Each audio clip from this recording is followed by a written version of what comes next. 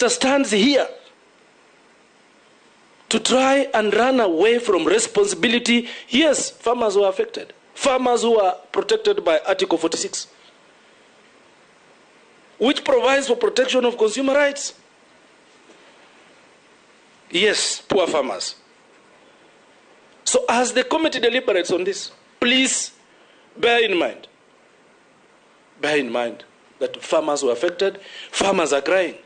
You may bury your head in the sand, yes, you may. But at the end of the day, there is God. And the issue of transparency has not been achieved in this process by virtue, again, of the CS failing to do his part.